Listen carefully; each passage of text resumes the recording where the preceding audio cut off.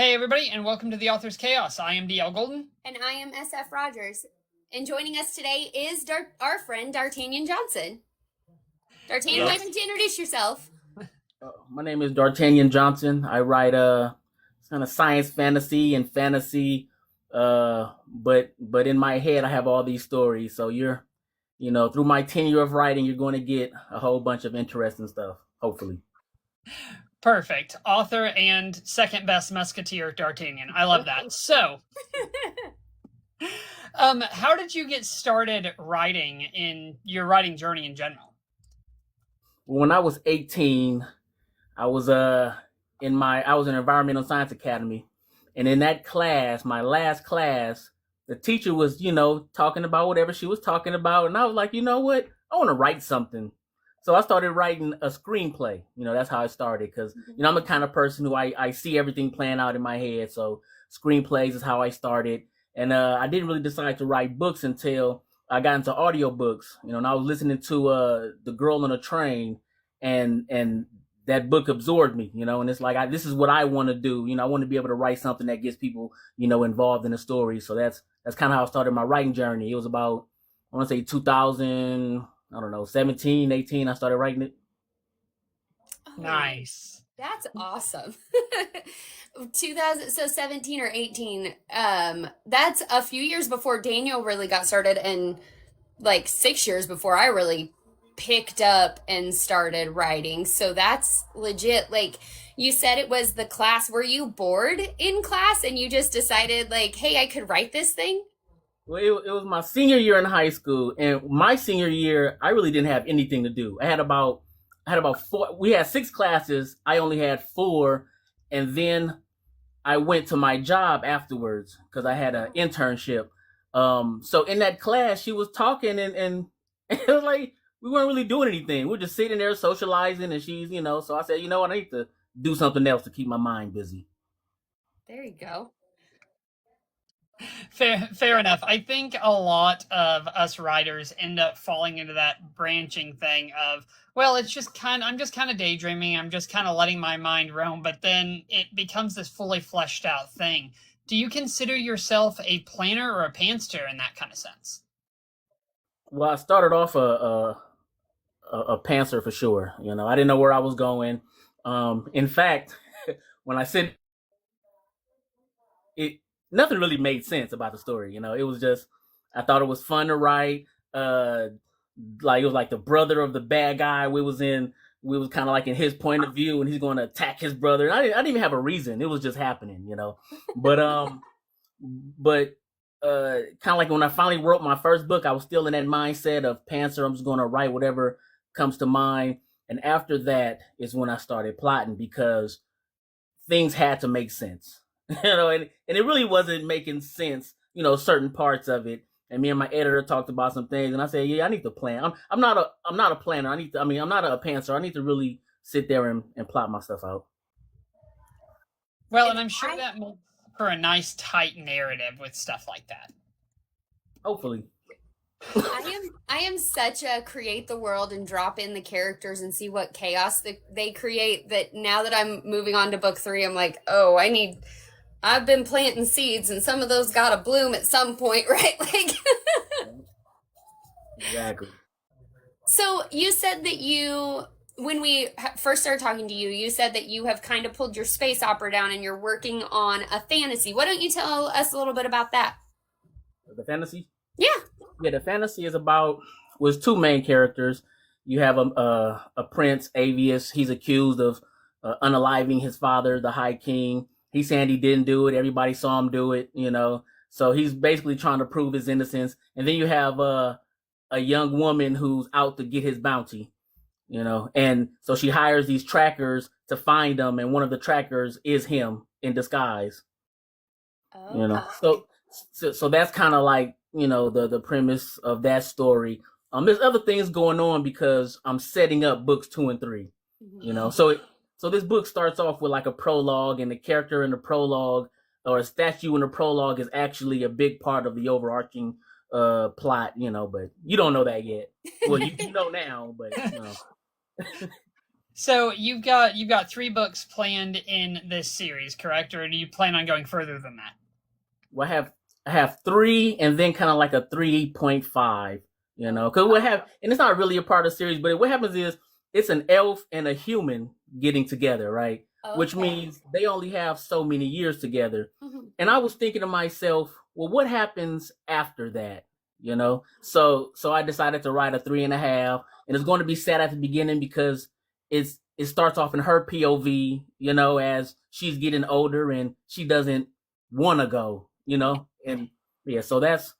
But I got something planned. It's interesting. Nice. That's a cool take. Like you most of the time what we do, and obviously I write faith romantasy. So like I have a potion that my human has taken that extends her life. It doesn't make her fae, but it expands her lifespan. I don't think that I've seen that in fantasy where like Lord of the Rings where it's like he's going to pass away and you will continue on. Like most people want to alleviate that where they're like, "Oh, they'll just live together forever. It's fine." So that's a cool take on just kind of sticking with they stay human and they stay elf and they stay together till the end of it. So Right. And they have kids, because yeah, I'm a big fan of family and stuff like that. So we'll see what happens with it. that's awesome. Yeah, it's kind of an interesting take because it kind of puts you in a point where you're describing not immortality, but this extended life as sort of a curse and a blessing at the same time. And so that's a really cool road I think you're walking there. And you said you were talking that you've written a science fiction story before, right? But you said you write science fantasy. Is that because you write both science fiction and fantasy, or they merge genres? Well, what happens is it's a space opera but with magic, so which is why I went ahead and just said, science fantasy. Um, because I always saw like the Force in Star Wars. I always saw that as magic, Yeah. but they tried to science fiction it with explanation. It's like, no, it's just magic, and just leave it at that. Yep. Yeah, and as someone who used science fantasy for the longest time to describe my world, I find it fascinating to talk to somebody else who fell into that weird little space where you don't really know where to place it because there is this magic system that exists, but there's this underlying current of science fiction that you have to beat with. Right. We have starships, and we have different kinds of like pressure when it comes to you're in a galaxy and stuff like that, and there's certain types of scientific evidence that has to be like it has to make sense at least. It Right. sounds like it makes sense, but also some magic. So maybe you can pull in, like let's say you have energy from the sun, right? So you can pull in that energy, absorb it, and you can convert it into fire or convert it into water or whatever your affinity is. And I think when I was thinking of the concept, I said, that'd be pretty awesome. Yeah, that's just really cool. Like we don't hear like you hear like with science fiction especially you'll hear like oh well they can teleport and they can do all of this stuff and most sci-fi readers understand that but you never hear people talk about like introducing a new style of magic system that incorporates the science as well as the magic part of it. So that's awesome. I'm really looking forward to getting my hands back on that when you re-release it. Yeah, it's gonna be kind of unhinged. That's okay. We're here for it, all of We it. live in the unhinged, it feels like. So All Yes. good. Oh gosh. So we actually had the pleasure of writing on that anthology, Last Day Under the Sun, with you. And how did that go? Did you enjoy writing that short story for that? Like, I know I really had fun just kind of stepping out of the fantasy world that I was in and creating a new short thing. Did you enjoy doing the anthology? Yeah. So what happened was I already had that story because Okay. so what happened was that story was about it was it was like a curse. 100 years, every 100 years, so many warriors had to fight to get in this castle and defeat the bad guy and all this other stuff, right? So and it was his last day, as so and it just made sense with the anthology. Mhm. But I didn't know what to do with the short story. I tried to publish it, but it was it's a short story, Yeah. and I didn't really know how to market it. So I said, well, let me just pull it down and figure out something. And then they contacted me about the anthology. I said, wait a minute. Hey, I got something right here. Right. So that's how that started off. That's awesome. Well, and you can appreciate a good bit of serendipity on that kind of thing, right? It just kind of falls into your lap where it's supposed to, and things get out like they're supposed to. I know a lot of people publish their short stuff through like Patreon and things like that, but if it's not linked to any other series, that's kind of hard to do. Right, exactly. What I did was I actually picked apart pieces of that story to put in other stories because I really didn't know what to do with this story. Right. That's completely fair. It's interesting to see the way you market. Most of your marketing is done via like TikTok, right? Right. Yeah. And so you've got a pretty decent presence here on TikTok. I see that you've got all these creative videos that you come up with and things like that. How do you find time to do that kind of marketing in between writing and all that? Well, okay, what happens is, if I market and it works, there's good and bad, right? So there's good because it's working, right? And I'm getting these sales, but it's bad because it's kind of taking my time away, right? So I'm in a situation where I'm marketing, it's fun, but it's not really, it's not really making sales, right? So it's like, okay, well, maybe I need to step back from the marketing on social media so I could focus on writing. And that's kind of, where I am right now. Yeah. Well, when we went to invite you and I pulled up your TikTok back in July and it was like, no videos. I immediately messaged Daniel and I was like, I have to find him because I don't know what happened. He's gone. And I went straight to Instagram because I was like, I know I see him on Instagram. Like, I know I do. And when I messaged you, I was like, this is going to be totally out of left field. But are you okay? Like, is everything all right? Like, what is going on? But tell me about your marketing. I was just scrolling on my FYP and you had a video that you were like, hey, romance authors. And I died watching that video. I was like, it's nice to get a different perspective from a man about things that I write. Are those thoughts that just come up and you want to ask? Like, I wanted to ask it a long time ago and I forgot about it. And I was reading a friend's dark romance book and she said it in there, like, his rooster twitched, right? And I was like, why is it twitching? And I was like, you know what? I'm gonna make a video because I need answers now. It's stuff like that make like you're just such a vibe with that stuff. And you are probably one of the most candid people that I follow who's just like, hey, tell me about this thing because I have a question and I need to know. And I just watched that video and I was like, I'm never going to write this the same ever again. Like, ever again. maybe it's somewhere out there. Maybe it's twitching. Maybe it's...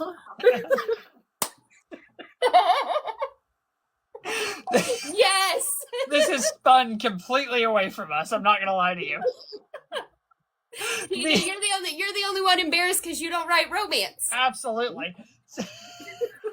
So, since you've taken a step back from marketing, like on TikTok and things like that, have you been attending like in-person events? How have you been getting your book out there while you've been on hiatus? Well, I'm starting with I have a book event in February, 2026 in Las Vegas, and that's going to be my first in-person event. Thank you. That's awesome. Jill y'all know Jill Davies? I know the name. Okay, Jill Davies. I met her in Sacramento. She had a book event out there. So I'm thinking Sacramento might be another one because that's it's like 90 miles away from me, but that might be my next stop.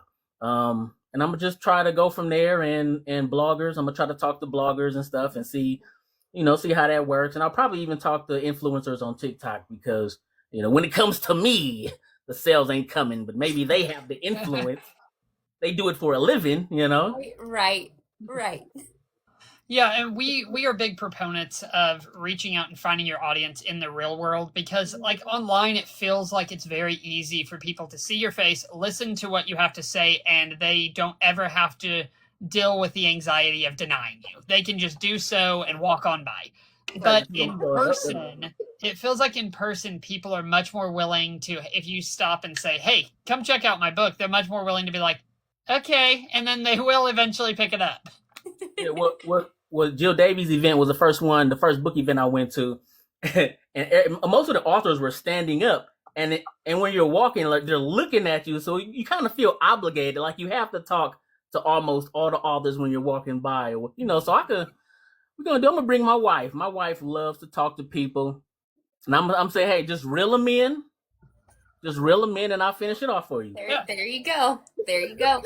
So what we did this last Saturday, we had a convention, and it was me, Daniel, and our sister C. Britt decided to do like a scavenger hunt. So we had clues, and if people wanted to just walk past my table, I would go, "Hey, do you want to do a quest?" And people would stop every single time and like, "You have a quest?" "Yes, I do. Would you like to hear about it?" Well, while they're standing at the table, their friends would be like, "Hey, what's your book about?"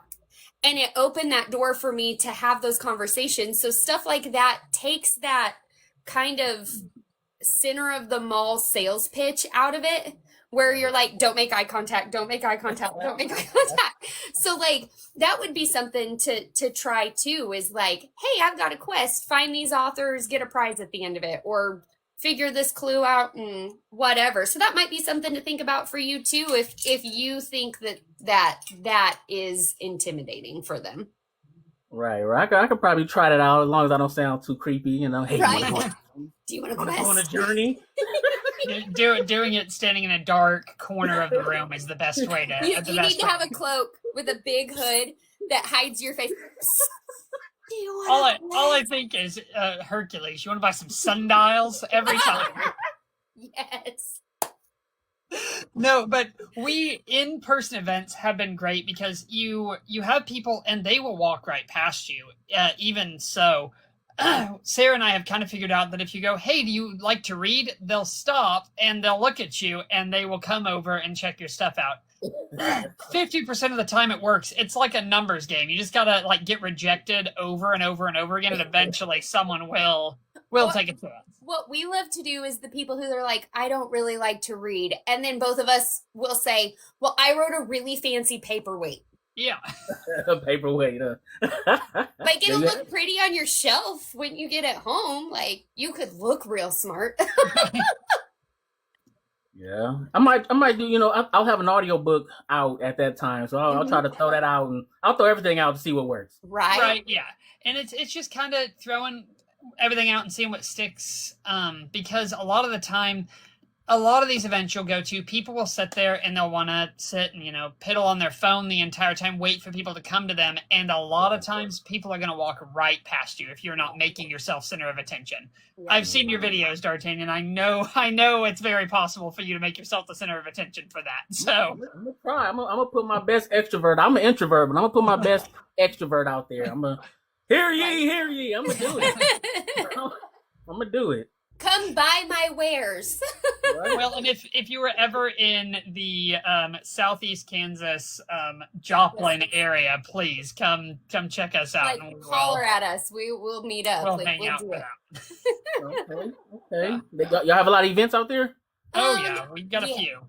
Yep. Kansas City definitely has some. Cape Girardeau, Tulsa, Oklahoma City. Those are all within driving distance for us. So. Okay, I know most of the ones I see are in the East Coast. A lot of people a lot of romance authors. They're out there. Yeah, there's an audience around here. You just gotta be real wary about how you pitch stuff to people. So being in the middle of the country, that's how it is. Yep. Well, I was going to come out there. I don't know now. He's like, just come to me. You guys just come out this way. That'll be great. Well, we are coming up close to the end here. Is there one piece of writing advice, author advice that you have for people that are newly starting out, trying to get into this? There wasn't really advice, but my editor, she suggested that after I wrote the first book, she knew it was a series, but to summarize in great detail every book in that series. And it was basically just to get my head around, around the big picture, so I don't lose myself in a story. And that helped me a lot as I was, trying to plant these Easter eggs and everything and making sure everything came together. That helped a bunch. I think that was probably the thing that she said that stuck with me the most. I like that because I feel like as a pantser, I pantser so much of my work. It's easy to get lost in the weeds on things, and I think that if you have a definitive, at least A to B line, you can figure out where the story is supposed to go without getting so mired down in, hey, this is what tree bark looks like in my world, you know? Hey, and in the history, did you know 3,000 years ago, you start going down there, and then the 5 clans and the 3 warriors, and it's like, and a lot of that information is not necessary. Right. Yeah. You can summarize that in like, I read the history of of the Vinaya. I'll use my own book I'm like, I read the history of the Vinaya and figured out what the first wars were about. That's all they need to know, is that there was a war. It was between the Vinaya and this stranger in the darkness, and that's enough. Where my pantser brain's like, but the battle stretched out and the stranger created all these creatures. It's like, they don't need to know all of that. Like, I can backtrack and rewrite that later. Like, then the Earth Mage dug this big ditch, and then the river overflowed through it, and then the water, man, it's like, man, it gets crazy. Yeah. So yes, I completely agree with that advice. And Dartanyan, I appreciate you coming on and talking to us. This is our last episode of the season, and so we really wanted to get someone on here that we have been dying to talk to for a while. Yeah. Oh, thank you for having me on. And since I'm here, I'll go ahead plug away and put this up here, Oh my gosh, look at it. It's so pretty. And I got the hardcover. And what happened with the hardcover is I wanted to do the gold. You know how you got the gold foil and stuff like that for the special editions. So that's why I did it like this. So later on, I'm going to have the special editions. And that's awesome. Well, and instead of just showing, tell us what are your books? Where can we find you? Plug away. This is your time. Right now, this is Ashes and Rubble, book 1 in the Kingdom Cast and Shadows trilogy. For right now, you can find it on Amazon, but on the 17th of this month, it'll be wide. I decided to go ahead and go wide with it. The audio book is currently, it's made already, but I'm waiting for Audible to approve it. So it's like step 1 of 4. It's been step 1 of 4 for the past, 8-9 days. So who knows when that's going to, so if you're into audiobooks, that will be out soon. I'm gonna say maybe next week, who knows. And that's what I have right now. I have a prequel to my space opera, but I'm not really marketing that yet. Right. It's there though, but I'm not marketing it yet. Awesome. And guys, you can check the links in the podcast notes. We're going to throw all of those down there so that you can more easily find Dartanyan here. I am and continue to be D.L. Golden, author of Origins and Odyssea. I am currently trying to get a graphic novel for Origins off the ground with my beautiful, fantastic artist, Starry Lou. She's great. We will be looking at that and getting that all set up. Got Patreon, all that stuff. You can check me out there. Sarah? And I'm SF Rogers. I'm the author of the Lilac Cursebreaker series, which includes Execration of Autumn and Isolation of Winter, both of which are available on paperback and KU. Execration of Autumn is on Audible. You can find me on Patreon, here on TikTok, Instagram, and my Linktree. It's everywhere. Follow me all of the places. I post funny stuff sometimes. So, yeah. Thank you so much, Dartanyan. This has been The Author's Chaos. We will talk to you later.